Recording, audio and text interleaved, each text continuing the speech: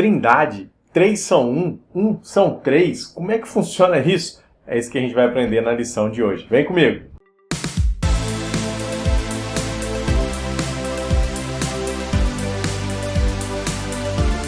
E aí, meu saleiro e minha luminária, tudo certinho com vocês?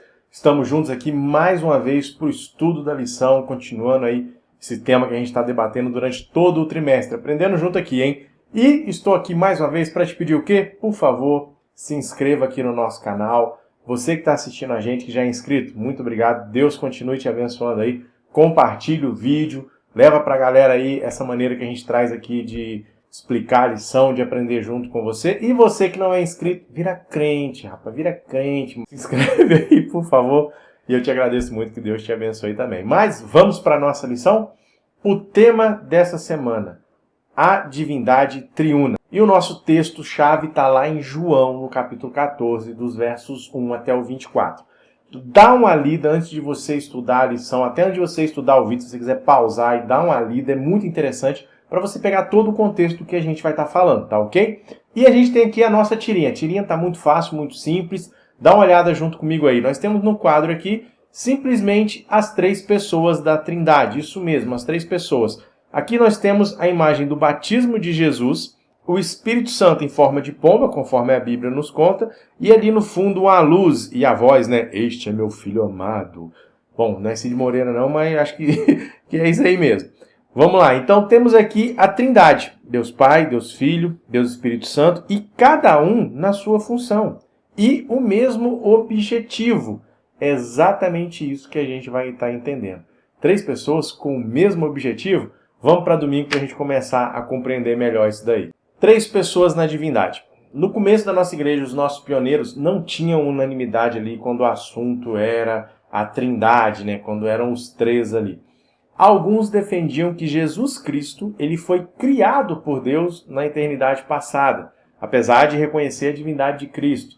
E também o Espírito Santo não era uma pessoa, tinha esse entendimento. E isso que é o interessante. Hoje, nós temos já, vamos dizer assim, tudo prontinho. No começo, esses nossos pioneiros eles estavam desbravando a Bíblia, aprendendo, entendendo, e através de muito estudo e muita oração, que é o que nós adventistas nos baseamos, a Bíblia, para toda uma doutrina tem que se entender toda a Bíblia. E é assim que foi se entendendo sobre a Trindade. Você se lembra de 1888, que a gente comentou muito na semana passada? Lembra do Alonso Jones, o pastor que teve lá um problema com Uri Smith? Pois é, ele foi um dos primeiros a pregar a divindade de Cristo, dentro do contexto que ele era eterno e não foi criado. Ele foi um dos primeiros pastores a defender isso, que é bíblico. Inclusive, no livro Desejado Todas as Nações, Ellen White expõe claramente que Jesus Cristo ele é eterno. Ela fala que Cristo ele tem vida original, não é emprestada. Ele é a vida. Fala, inclusive, da divindade também do Espírito Santo. Se você não leu o livro Desejado Todas as Nações, fica a dica de leitura para você aqui. Nós temos ele na linguagem de hoje, né, na série Conflito, o Libertador. Dá uma lida também que você vai gostar bastante, tenho certeza. Bom, e é em cima disso aí que a gente vai expandir a lição nos outros dias aqui. Vamos para segunda-feira? Mergulhando mais fundo. Tiago White e José Bates, eles foram um dos primeiros ali, pioneiros da igreja. Eles vieram de outras religiões e eles tiveram que reaprender muita coisa. Porque o que eles sabiam não era um contexto completo bíblico. E através do estudo da Bíblia, isso foi se expandindo, isso foi se clareando muito em relação à Trindade, a divindade da Trindade. E a gente vê lá em Gênesis, no capítulo 1, no verso 26, a primeira vez que a Bíblia expõe ali como mais de uma pessoa. Façamos o homem à nossa imagem e semelhança. Nós temos aqui uma pluralidade. Façamos nossa. Lá em Colossenses já fala o seguinte, que tudo foi criado, foi por intermédio de Cristo. Apresenta Jesus Cristo participando diretamente da criação, e não só um coadjuvante, vamos dizer assim. E o Espírito Santo aparece lá em Gênesis também, no capítulo 1. O Espírito de Deus pairava sobre as águas. Então nós temos os três bem definidos dentro da Bíblia. O Novo Testamento apresenta a Trindade agora num novo trabalho, digamos assim. Apresenta eles envolvidos no plano da redenção, que é João 14. Detalha muito bem isso. Nós temos ali Jesus como o elo que está ligando a terra ao céu novamente. Em contrapartida, nós temos Deus que deixou aqui pra gente Jesus Cristo e o Espírito Santo, os consoladores, ou como a lição também traz, os nossos auxiliadores. Jesus Cristo, ele morre por nós, ele traz uma verdade, e quando ele vai ao céu, o que fica? O Espírito Santo. O Espírito Santo continua esse trabalho. E é nesse contexto que mostra ele claramente como uma pessoa. Quando Jesus sobe para o céu, o Espírito Santo desce. São pessoas extremamente distintas, mas todos com o mesmo objetivo. Funções diferentes, mas o objetivo é o mesmo. Terça-feira, unicidade divina. Em João, no capítulo 14, os versos 7 a 10, Jesus ele declara ali, né? Quem vê o Pai, vê a mim. Ali ele está mostrando uma unidade entre os dois, uma proximidade entre os dois. A lição traz um exemplo muito bacana para a gente. Ela traz o exemplo do casamento. Aqueles que são casados há muito tempo vão entender o que eu vou falar aqui. Aí talvez eu estou falando para um saleiro, para uma luminária aqui, que ainda não é casado, você está lá no vale do milagre, né? À espera de um milagre, pode ficar tranquilo que vai acontecer. Ora a Deus que a pessoa certa vai aparecer. Mas quem já é casado há um bom tempo vai entender isso daqui. Quando você passa muito tempo com a pessoa, você começa a ter os trejeitos dessa pessoa. Você, só de olhar para a pessoa, a outra já sabe o que você está pensando. Então, você começa a se parecer muito com aquela pessoa, sem perder a sua unidade. É uma pluralidade dentro da unidade. São dois seres diferentes, mas que tanto ficar junto, se compreendem, se entendem, têm o mesmo objetivo. Quando no casamento um começa a puxar para um lado, outro começa a puxar para o outro, as coisas vão dar errado. Ellen White fala claramente que a divindade é composta por 3 pessoas distintas. Inclusive, quando uma pessoa é batizada, ela é batizada em nome do Pai só? Em nome do Filho, acabou? É em nome do Pai, do Filho e do Espírito Santo. E essa proximidade, quando Jesus fala ali, né, em João 14, 7 a 10, dessa proximidade com o Pai, é a mesma proximidade que ele quer que eu e você tenhamos com Deus, com eles, né, com a Trindade, com todos os 3. E o interessante aqui é o seguinte, dentro da Bíblia, o nome de Jesus e o nome de Deus existem várias referências, né?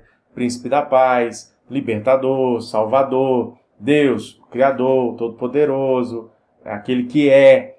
E para o Espírito Santo não é diferente. Inclusive, João coloca o Espírito Santo como o Espírito da verdade. E aqui é claramente a função do Espírito Santo. Ele nos guia a toda a verdade. Momento hipertexto. Lá em João 14, nós aprendemos como se relacionar com Cristo, entre outras lições, mas o principal ali que a gente pode tirar é também se relacionar, é se aproximar do Deus Pai, Deus Filho e Deus Espírito Santo. E Jesus esteve aqui guiando os seus discípulos e quando ele foi embora ele deixou alguém para continuar essa mensagem. Os 3 são extremamente importantes em todo o plano da redenção e em todo o momento da história do mundo. Como eu falei, 3 pessoas diferentes, mas com o mesmo objetivo. E cada um tem uma função dentro desse objetivo. E é isso que eu quero falar com você aqui agora, no contexto do que a gente está estudando. Dá uma olhada aqui na nossa rede semântica. A nossa palavra é trindade. Você pode pensar em algumas aí. Eu vou falar a minha aqui. Trindade, objetivo. Eles têm o mesmo objetivo. E eu queria saber de você. Qual a palavra que vem à sua mente? Você quer compartilhar comigo? Compartilhe nos comentários. Mas, aquilo que a gente sempre fala aqui, coloca a tua galerinha para pensar. Chega na classe no sábado e coloca cada um para colocar uma palavra aqui dentro do contexto que nós estamos estudando. Os 3, cada um com o mesmo objetivo e cada um numa função para salvar eu e você. Quinta-feira, o relacionamento na divindade.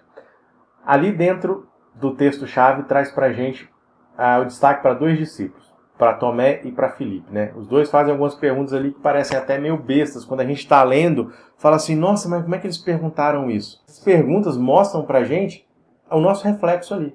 Muitas vezes passamos anos com Jesus Cristo e não conhecemos e não entendemos. E ali ele explica a divindade, a trindade, ele mostra cada um de uma maneira diferente. E o relacionamento, volta a dizer aqui o que a gente falou, do relacionamento entre Jesus e o Pai, e aquilo que nós também deveríamos ter com eles. Todas as palavras, todas as ações de Jesus, elas refletiam o Pai. Uma vez eu ouvi um pastor falar o seguinte, nós somos aquilo que nós copiamos, ou seja, aquilo que eu gosto, aquilo que eu faço, deixo fazer parte da minha vida, eu vou estar copiando aquilo. Por exemplo, alguém que fuma. Alguém que fuma, ela passa tanto tempo com cigarro que ela vai se transformar no cigarro. Tem vezes que a pessoa não está nem fumando, você chega perto dela, está aquele cheiro de nicotina, aquele cheiro de fumar. Não é verdade? É uma pessoa que bebe muito. A pessoa talvez nem está ali, não tomou nada, mas está exalando o cheiro de álcool. Então aquilo que nós desejamos, aquilo que nós vivemos, nós acabamos nos tornando. E dentro desse texto, além de Jesus prometer as mansões celestiais, Jesus ali mostra para eles que eles tinham que estar capacitados para pregar. E que iria acontecer algo impressionante com eles. Vocês farão coisas maiores das que eu fiz. Eu tenho até um sermão em cima desse texto, e isso é impressionante você parar para pensar. Como assim que os discípulos fariam coisas maiores do que Jesus? Nós fazemos coisas maiores do que Jesus? Não tem como esse negócio. Jesus estava falando sobre a pregação do Evangelho. Ele deixou o Espírito Santo para isso, para desenvolver a pregação do Evangelho. Jesus pregou na época dele ali, numa circunferência entre 100 e 150 quilômetros no máximo. Hoje você está me assistindo falando da Bíblia, junto com você aqui, não sei de onde que você está aí, mas estava aí de um celular, de uma TV, de um computador, não sei. Você hoje consegue pregar para alguém que está lá no Japão. É em cima desse contexto. Fazer coisas maiores do que eu fiz. E o Espírito Santo é o encarregado de deixar a gente pronto para isso, de deixar a gente preparado para isso. A promessa do Espírito Santo, sexta-feira. Jesus, quando ele veio aqui à Terra, ele esteve em carne e osso. Ele não conseguia estar em todo lugar ao mesmo tempo. Então, quando ele vence a morte, quando ele paga o preço do pecado, ele sobe ao Pai e deixa alguém especial que consegue estar em todo lugar ao mesmo tempo, que é o Espírito Santo. Isso mostra que a pregação do Evangelho é para todos e não centralizadas para determinado povo, determinado lugar. E assim Jesus estaria perto dos discípulos e dos seus seguidores. Os discípulos não estavam muito preparados para entender aquilo espiritualmente. Jesus explica novamente e coloca ali que o Espírito Santo ia estar preparando eles assim como ele está preparando eu e você. Jesus, ele se sentia muito feliz em ver as pessoas aceitando a palavra dele, em estar ajudando as pessoas a terem um caminho diferente. E é isso que ele queria passar para os discípulos ali. E é isso que ele quer passar para a gente. Deus Pai preparou junto com Jesus, com o Espírito Santo, um plano de redenção. Jesus deixa bem claro, né? Vou preparar-lhes um lugar. E aí Deus fala, enquanto você está vindo aqui, meu filho, vamos mandar o Espírito Santo lá para estar consolando, estar guiando eles. Nós temos 3 pessoas diferentes. Mas o objetivo dessas 3 pessoas é que você esteja, meu saleiro, minha luminária, nos céus. E sabe por que eu te chamo de saleiro e de luminária? Porque você tem que ser sal da terra, porque você tem que ser a luz por onde você passa. O Espírito Santo está do seu lado. Nós temos a fonte, eu estou apontando aqui que a minha Bíblia está aqui, tá? A fonte da palavra, que é a palavra de Deus, e nos mostra claramente Deus Pai, Deus Filho e Deus Espírito Santo trabalhando para que você tenha a vida eterna e que você mostre a vida eterna também para outras pessoas. Bom, espero que essa lição aqui esteja clara em alguns pontos. É um assunto polêmico, a Trindade. Tem gente que pensa uma coisa, tem gente que pensa outra. Ou seja, é um assunto bem polêmico, mas aqui nós vemos claramente dentro da Bíblia 3 pessoas distintas com a mesma divindade e que estão prontas aí a trabalhar em funções diferentes para que eu e você tenhamos um futuro especial. Espero que você tenha compreendido, que essa lição tenha te ajudado. Fica com Deus e até semana que vem. Tchau, tchau!